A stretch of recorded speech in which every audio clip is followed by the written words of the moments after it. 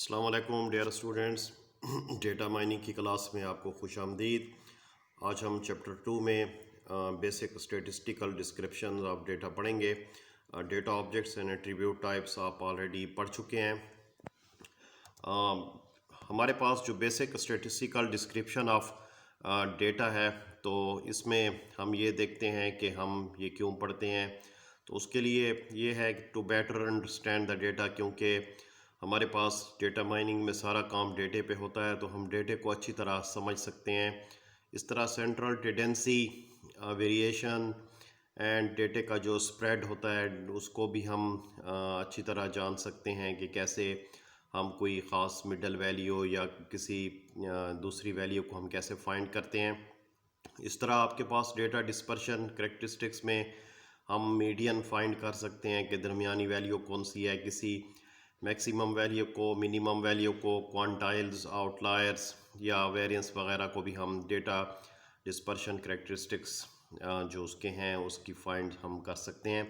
इसी तरह आपके पास न्यूमेरिकल डायमेंशंस हैं मुख्तलिफ़ किस्म के, जो कि आमतौर पर जो सॉर्टेड इंटरवल्स होते हैं उनमें इस्तेमाल होते हैं। डेटा डिस्पर्शन के अंदर आप मल्टीपल ग्रैनुलरिटीज़ को भी एनालाइज कर सकते हैं। इसके लिए आप मुख्तलिफ़ किस्म की टर्म्स यूज़ करते हैं, जस्ट लाइक बॉक्स प्लॉट है, क्वांटाइल एनालिसिस है, वगैरह वगैरह। इसी तरह dispersion analysis on computed measures में आप folding measures into numerical dimensions हैं, बॉक्स प्लॉट और quantile analysis on the transform cube वगैरह पे, जो क्यूबिकल डेटा होता है जो आपने डेटा वेयर हाउस में पढ़ा है उसके अंदर भी हम उनके एनालिसिस वगैरह करते हैं। तो ये आपके पास वो तमाम एरियाज़ हैं जो आप कवर करते हैं जब आप उन basic statistical descriptions of data को इस्तेमाल करते हैं।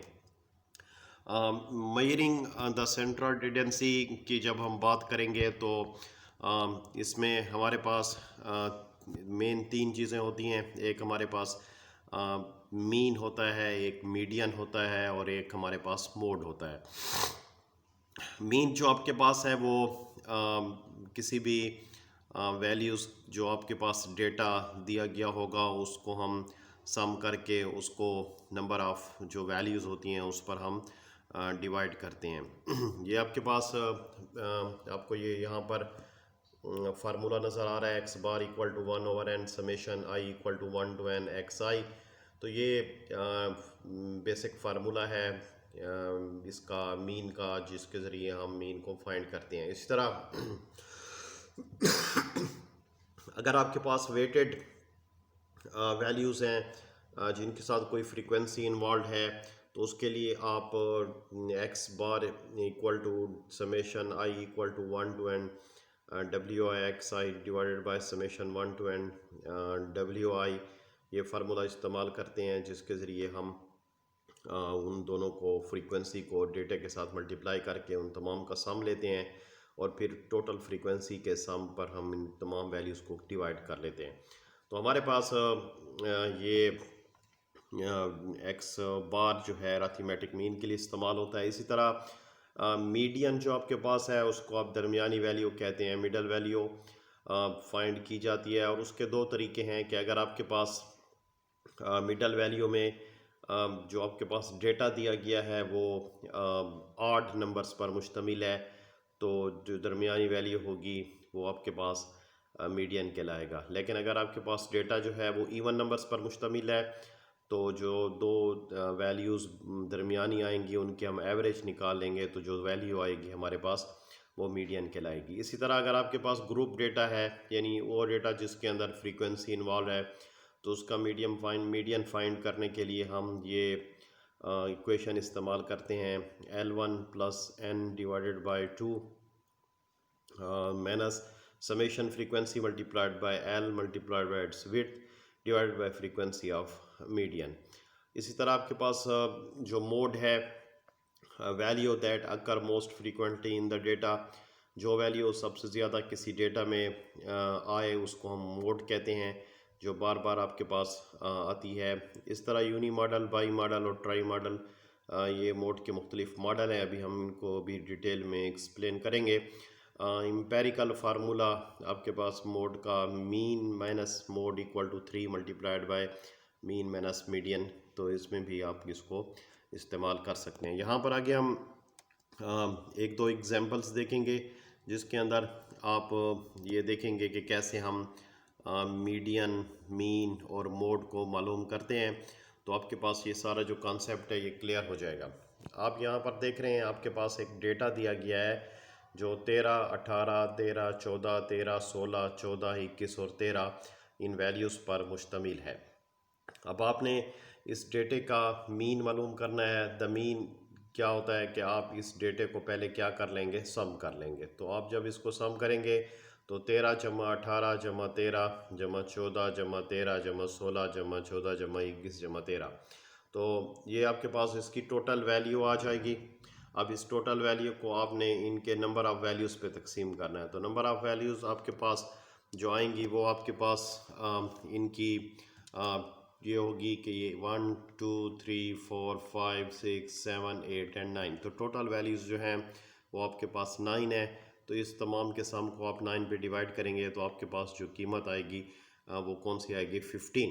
तो 15 आपके पास इसका क्या आ जाएगा, मीन आ जाएगा। इसी तरह आपके पास मीडियन फाइंड करना हो तो मीडियन फाइंड करने के लिए उसका बहुत ही आसान सा तरीका है कि आप फॉर एग्ज़ाम्पल यहाँ पर ये वैल्यू है तो इसको आपने कट कर लें और इसको भी आपने क्या कर लें, कट कर लें, तो ये आपके पास हो जाएगा। इस तरह इसको भी आपने कट कर लिया और इसको भी आपने कट कर लिया, तो ये आपके पास इस तरह आपके पास ये वैल्यू भी कट हो गई, ये वैल्यू भी कट हो गई, इस तरह ये वैल्यू और फिर ये वैल्यू। तो अब आपके पास जो वैल्यू रह गई वो कौन सी है, आपके पास 13।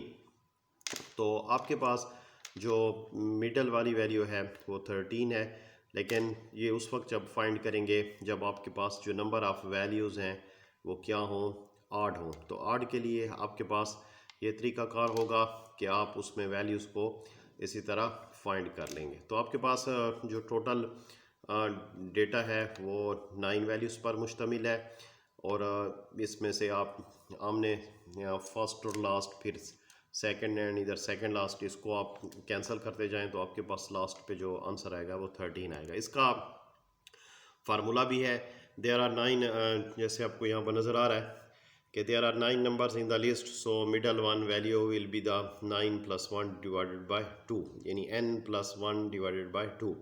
तो 9 आपके पास उसका टोटल नंबर ऑफ़ वैल्यूज़ हैं और उसके साथ एक ऐड करके हम उसको 2 पे तकसीम करते हैं तो हमारे पास 5वें नंबर वाली वैल्यू आ जाएगी। तो अगर आप इसको कैलकुलेट करें तो ये आपके पास ये फर्स्ट, ये सेकंड, ये थर्ड, ये फोर्थ और ये आपके पास 5th वैल्यू है। तो यही आपके पास जो वैल्यू है नीचे वाले डेटा में वो आपके पास 5th वैल्यू जो है वो क्या आ जाएगी, आपके पास उसकी मीडियन आ जाएगा, मिडल वन वैल्यू उसकी आ जाएगी। इस तरह आपके पास अगर जो नंबर ऑफ़ वैल्यूज़ जो आपको यहाँ पर नज़र आ रहे हैं 1 2 3 4 5 6 7 8 एंड 9, तो इसके अंदर आपके पास चूँकि 8 नंबर हैं तो दोनों तरीक़ों से आप कर सकते हैं। मैं एक दफ़ा आपको दोबारा रिपीट करके बता रहा हूँ कि आप ये यहाँ से क्रॉस करते जाएं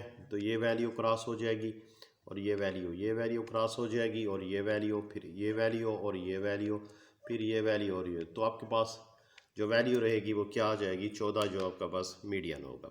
इसी तरह अगर आपने फार्मूले के ज़रिए फाइंड करना है तो आपके पास ये जो ये n + 1 है, n टोटल नंबर ऑफ़ आपके पास वैल्यूज़ हैं और टोटल नंबर ऑफ़ वैल्यूज़ आपके पास खुद कितनी है, 9 है। तो 9 + 1 10 डिवाइडेड बाय 2 कितना आ जाएगा, 5 आ जाएगा। तो आपके पास इस तरह इसमें मीडियन की वैल्यू आ जाएगी 14।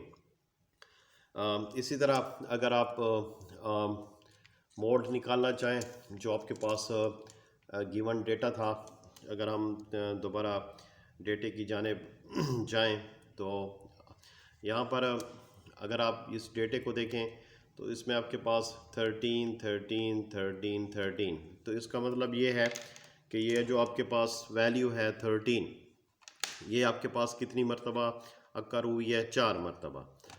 तो आप यहाँ पर एक चार्ट बना सकते हैं कि आपके पास 13 जो है उसकी अकरेंस कितनी है, 4। 14 की जो आपके पास अकरेंस है वो कितनी है, 2। 16 की अकरेंस आपके पास 1 है। 18 की अकरेंस आपके पास 1 है। और 21 की अकरेंस भी कितनी है, 1 है। तो इसका मतलब ये है कि आपके पास the value which most occur in the given data और in the given series is 13। तो आपके पास जो मोड है वो आपके पास क्या आ जाएगी, 13 आ जाएगी। तो आपके पास मोड उसकी कितनी आ गई, 13 आ गई। तो ये आप यहाँ से मोड भी क्या कर सकते हैं, फाइंड कर सकते हैं। इसी तरह अगर आपने रेंज फाइंड करनी है तो रेंज फाइंड करने के लिए the largest value in the list जो होती है उसको आप स्मॉलेस्ट वैल्यू से क्या करते हैं, माइनस करते हैं।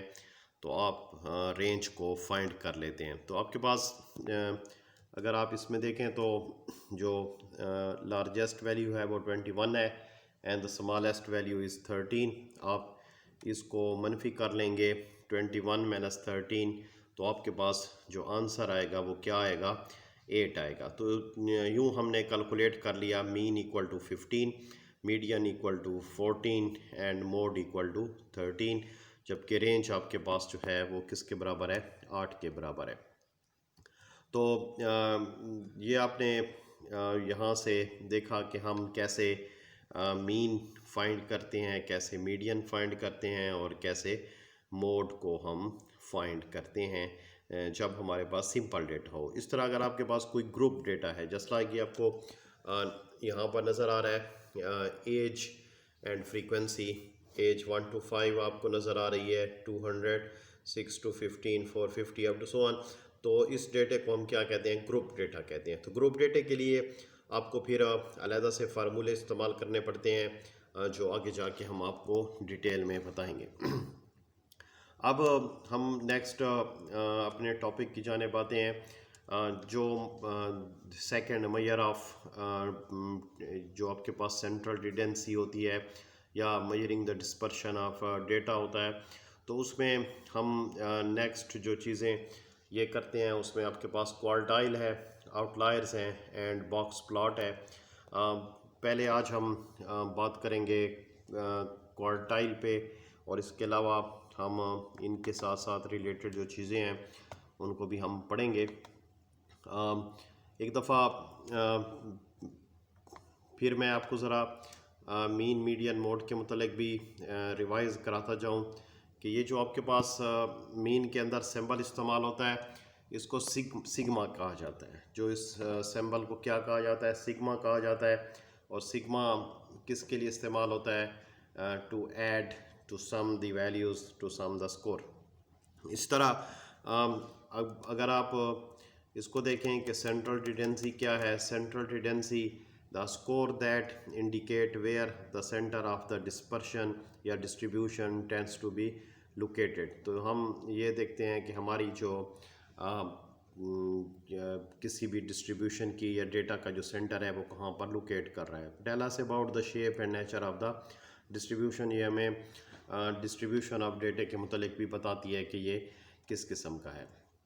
हमारे पास मेजर ऑफ सेंट्रल टेंडेंसी में मोड होता है, मीडियन होता है और मीन होता है। ऑलरेडी आप पढ़ चुके हैं। मोड जो आपके पास है the most frequently occurring score जो है उसको हम क्या कहते हैं, मोड कहते हैं। जैसे आपको यहाँ पर एक डेटा में अगर हम देखें ये एक दूसरी एग्जांपल है, इसमें आपके पास डेटा दिया गया है। तो इस डेटा की हम एक टेबल बना देंगे। जैसे आपको यहाँ पर टेबल नज़र आ रही है, इसमें स्कोर है और उसकी अकरेंस फ्रीक्वेंसी है।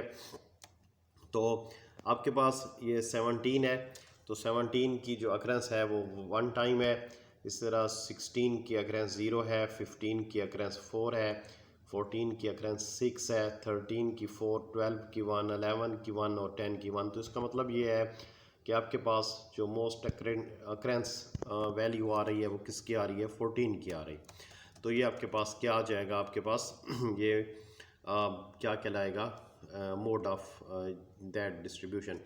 यूनिमॉडल डिस्ट्रीब्यूशन में ये होता है कि when a polygon has one hump the distribution is called unimodal. जैसे आपको ऊपर नज़र आया कि किसी डेटा में जब आप उसको फाइंड करते हैं और आपके पास एक सिंगल वैल्यू आ जाती है तो वो सिंगल हम्प या वन हम्प बनाता है जैसे, तो उसको हम क्या कहते हैं, यूनी मॉडल डिस्ट्रीब्यूशन कहते हैं। हाँ, अगर किसी ऐसी सिचुएशन में जिसमें आपके पास दो एक जैसी वैल्यू अकर हो रही हो तो फिर आपके पास जो वैल्यू होती है वो क्या कहती है, बाई मॉडल डिस्ट्रीब्यूशन कहलाती है। जैसे आपको इस केस में नज़र आ रहा है, when a distribution has two scores that are most frequently occurring it is called bimodal. यानी अगर आपके पास दो वैल्यूज़ हैं, जैसे आपको यहाँ पर साथ ग्राफ में अगर आप देखें तो इसमें 5 और 9 इन दोनों की जो आपके पास अकरेंस है वो आपके पास क्या है, 3 है। तो इसका मतलब ये है कि ये दो आपके पास एक जैसी वैल्यूज़ आ रही हैं तो ये क्या कहलाएगा, बाई मॉडल डिस्ट्रीब्यूशन कहलाएगी। तो ये आपके पास मोड की मिसालें थी।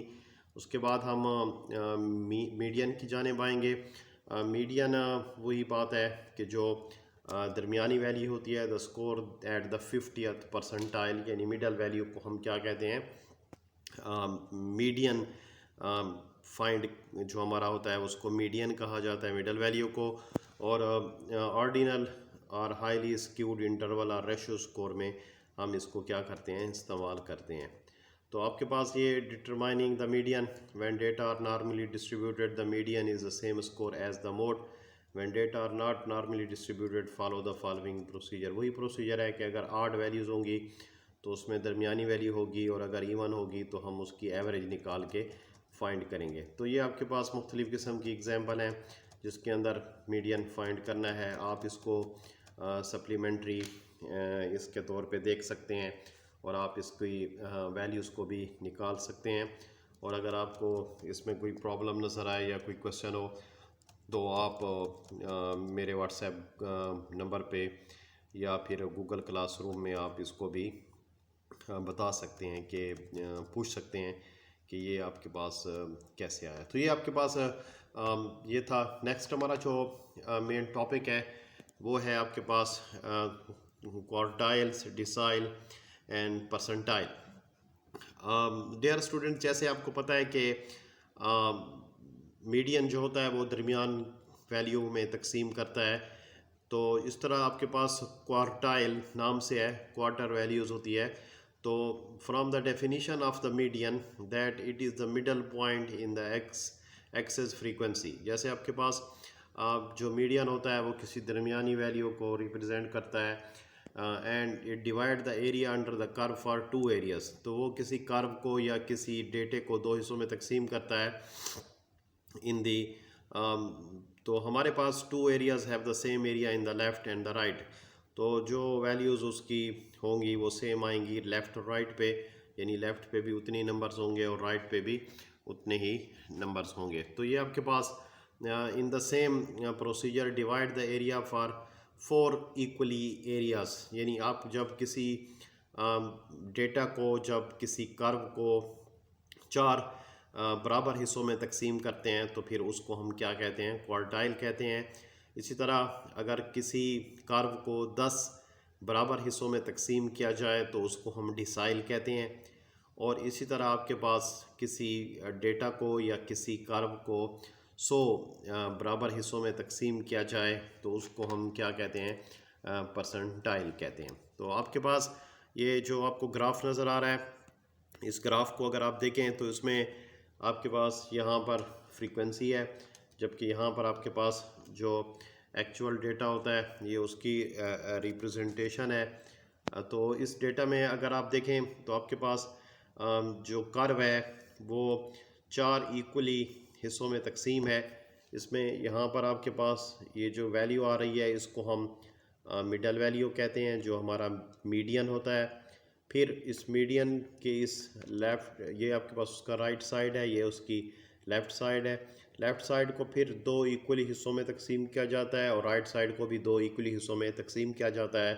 तो ये आपके पास 1 2 3 एंड 4 4 उसके हिस्से बन जाते हैं। यहाँ से लेके यहाँ तक जो हिस्सा होता है उसको हम Q1 कहते हैं और फिर यहाँ से यहाँ तक हमारे पास Q2 कहलाता है। यानी Q2 जो आपके पास है वो आपके पास मीडियन के इक्वल होता है, जबकि Q2 टू इस तरह का जो एरिया है वो क्या कहलाएगा, आपके पास Q3 कहलाएगा। तो ये आपके पास अगर आप यहाँ पर देखें तो Q1 जो है फर्स्ट क्वार्टाइल है आपके पास, इसी तरह Q2 जो है आपके पास सेकंड क्वार्टाइल है, और Q3 जो है थर्ड क्वार्टाइल है, जबकि इनकी जो डिस्ट्रीब्यूशन है A1 equal to A2 equal to A3 and A4 वो आपस में 4 इक्वल हिस्सों में तकसीम किए गए हैं। अब यहाँ पर हम ये देखेंगे कि ये आपके पास आपको ये जहाँ पर नज़र आ रहा है ये डिसाइल है। Dividing the equal number of curve into 10 equal parts is called, आपके पास क्या कहलाएगा, डिसाइल कहलाएगा। तो उसमें अगर आप देखें यहाँ पर तो ये मीडियन है जो आपके पास D5 के बराबर होता है। इसी तरह आपके पास ये D1, D2, D3 and D4, यहाँ पर D6, D7, D8 and D9। तो ये आपके पास टोटल जो वैल्यूज़ हैं वो मुख्तलिफ 10 हिस्सों में तकसीम होती हैं। इनको हम क्या कहते हैं, डिसाइल कहते हैं। और डिसाइल के अंदर जो D1 है वो फर्स्ट डिसाइल है, जो आपके पास D2 है वो सेकंड डिसाइल है, D3 थर्ड डिसाइल है, अप टू सो ऑन। तो ये जाते हैं, जबकि इनकी जो वैल्यूज़ हैं वो आपस में बराबर हैं। अब इसके बाद हम आ जाते हैं परसेंटाइल पे। तो आपके पास ये जो परसेंटाइल है ये क्या है, the same procedure for division is done for finding percentile for any frequency distribution curve P1 first percentile to P99 99th percentile where A1 equal to A2 equal to A3 up to A100। तो ये आपके पास इनकी सारी values होती हैं। अब इसके बाद हम अगर हमने कोई फाइंड करनी हो क्वार्टाइल या परसेंटाइल या डिसाइल, तो उसका प्रोसीजर क्या होगा, तो उसके लिए बड़ा इजी प्रोसीजर है। आप यहाँ पर देख सकते हैं कि आपके पास जो डेटा है वो 1 2 3 4 5 6 एंड 7 तो ऑड वैल्यूज़ पर मुश्तमिल है। अब आपने इस डेटे को अरेंज कर देना है असेंडिंग आर्डर में। असेंडिंग आर्डर में डेटे को आपने अरेंज कर दिया तो ये आपके पास डेटे की अरेंजमेंट आ गई। अब आपने फाइंड करना है Q1 फाइंड करना है, इस तरह Q2 फाइंड करना है और Q3 फाइंड करना है। तो उसके लिए आपके पास Q1 के लिए आपके पास जो चूँकि क्वार्टाइल है तो उसमें जो डेटा होता है वो 4 पार्ट्स में डिवाइड होता है। तो इसके लिए जो फार्मूला होता है वो होता है 1/4 मल्टीप्लाइड बाय n। अब n नंबर ऑफ आपके पास क्या है, वैल्यूज़ हैं, जबकि 1/4 उसकी डिवीज़न है। तो आप क्या करेंगे कि n 7 को डिवाइड कर लेंगे 4 पे, तो आपके पास जो वैल्यू आएगी 1.75 की वैल्यू को आप राउंड ऑफ करके क्या लिख लेंगे, Q1 इक्वल टू आपके पास क्या आ जाएगा, 2 आ जाएगा। और Q1 जो है वो रिप्रेजेंट कर रहा है सेकंड वैल्यू को। तो सेकंड वैल्यू जो है आपके पास Q1 वो आपके पास कौन सी आ जाएगी, 22। तो यूँ आपके पास इसकी वैल्यू आ जाएगी 22। अब उसके बाद आपके पास Q2 है। Q2 आपके पास जो वैल्यू होती है वो आपके पास सेकंड वैल्यू होती है। सेकंड वैल्यू को आप यहाँ पर ये जो आपके पास फार्मूला है इसके अंदर आप यहाँ पर वैल्यू डालेंगे Q2 की, जो 2/4 multiplied by n, 2/4 1/2 multiplied by 7 3.5 हो जाएगा। 3.5 को आप दोबारा राउंड ऑफ करेंगे तो वो आपके पास 4 आ जाएगा, और 4 1 2 3 4 तो 25 जो वैल्यू है वो आपके पास यहाँ पर आ जाएगी। इसी तरह आपके पास Q3 है। Q3 के लिए यहाँ पर आपके पास यानी Q आपके पास इसका जो जर्नल फार्मूला बनता है वो इस तरह होता है कि Qx इक्वल टू आपके पास ये x divided by 4 multiplied by n। तो आपके पास ये जो फार्मूला है अगर आपको नज़र आ रहा हो तो Qx equal to x by 4 multiplied by n। तो जितनी भी आपके पास वैल्यू होती है इसकी Q1 फाइंड करना हो तो x की कीमत आप 1 देंगे, Q2 फाइंड करना हो तो आप x की कीमत 2 इंटर करेंगे, और Q3 फाइंड करना हो तो x की कीमत 3 इंटर करेंगे। तो अगर आप यहाँ पर देखें तो यहाँ पर आपको नज़र आ रहा है Q3 QX है, QX में आपने 3 पुट किया, यहाँ पर भी x/4 है, x/4 में 3/4 multiplied by n number of values कितने हैं, 7 आपको नज़र आ रहा है। तो 3/4 मल्टीप्लाइड बाई 7 आपके पास कीमत आ जाएगी 5.25। 5.25 को आपने किसके इक्वल किया है, 6 के, एंड देन सिक्स वैल्यू जो है आपके पास ये 1 2 3 4 5 एंड 6 वैल्यू आपके पास जो आई है वो कौन सी आएगी, 32 आएगी। तो यूँ आप क्या फाइंड कर लेंगे, जो क्वार्टाइल है वो आप फाइंड कर लेंगे। तो डियर स्टूडेंट्स, आज का लेक्चर हम यहाँ पर ख़त्म करते हैं। कल इंशाल्लाह हम डिसाइल और परसेंटाइल फाइंड करेंगे, and then we move toward the box plot के बॉक्स प्लॉट कैसे ड्रा किया जाता है हम उसकी जानिब आएंगे। थैंक यू, अपना ख्याल रखिएगा और अपने घरों में रहिए ताकि जो कोरोना वायरस है इसकी वबा से आप बच सकें। Thank you very much.